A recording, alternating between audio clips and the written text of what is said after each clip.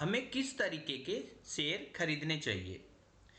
हमें उस कंपनी के शेयर खरीदने चाहिए जिसका बिजनेस एक स्टेबल बिजनेस हो, यानी कि उसमें नुकसान की संभावना बहुत कम हो और प्रॉफिट की संभावना अधिक हो, और वह बिजनेस लगभग 20 साल से पहले बंद नहीं होना चाहिए।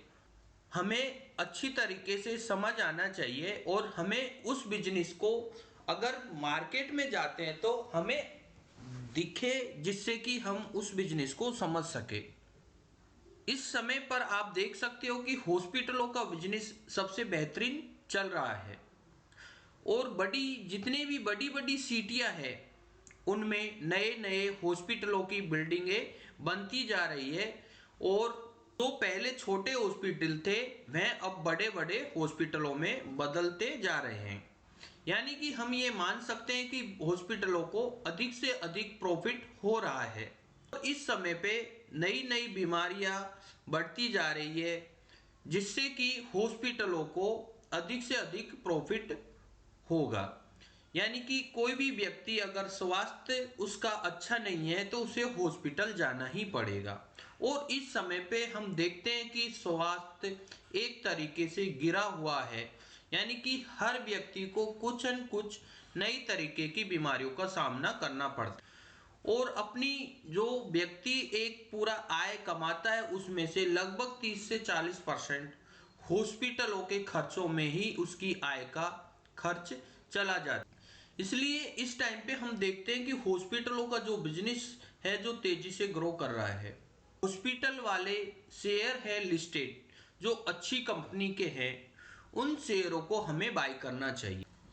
हॉस्पिटल के शेयर लेने के से हमें यह फायदा है कि हॉस्पिटल का बिजनेस एक स्टेबल बिजनेस है, यह बिजनेस कभी भी बंद नहीं होगा। इसीलिए हम अगर अच्छी कंपनी के हॉस्पिटल के शेयरों को पोर्टफोलियो में ऐड करके रखते हैं तो लंबे समय के बाद में हमें लंबा प्रॉफिट यानी कि बहुत बड़ा प्रॉफिट होगा। इसलिए इस समय पर नए नए हॉस्पिटलों के जो आईपीओ आ रहे हैं, या जो पुराने हॉस्पिटल है वो अच्छे भाव पे हैं। यानी कि जब हॉस्पिटल खुले हैं और हॉस्पिटलों में मरीज आएंगे तो उधर फार्मा सेक्टर भी ग्रो करेगा। इसीलिए आप फार्मा सेक्टर में जितनी अच्छी अच्छी कंपनियां हैं और जो अच्छे अच्छे हॉस्पिटल है उन्हें अपने पोर्टफोलियो में ऐड करके रखें, क्योंकि इस शेयर मार्केट में हमेशा सेक्टर वाइज परफॉर्म करता है।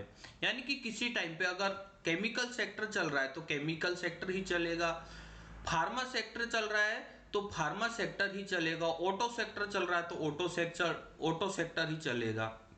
इसमें इसीलिए जैसे फाइनेंस है तो फाइनेंस सेक्टर चलेगा। इसीलिए अब इस टाइम पे हमारा फार्मा सेक्टर की बारी है, और फार्मा सेक्टर में जो तेजी आएगी तो हमें हॉस्पिटलों के शेयर में सबसे ज्यादा तेजी आएगी। उसके बाद में जो मेडिकल में जो दवाइयां बनाती है जो कंपनी अच्छी वाली कंपनी है उनके शेयर हमें पोर्टफोलियो में रखने चाहिए, जो अच्छी करेक्शन पे और अच्छे भाव पे हमें मिल रहे हैं। हम आपको इस चैनल पर नए नए वीडियो अपलोड करते रहेंगे, जिससे कि आपको शेयर मार्केट में अधिक से अधिक नॉलेज मिले।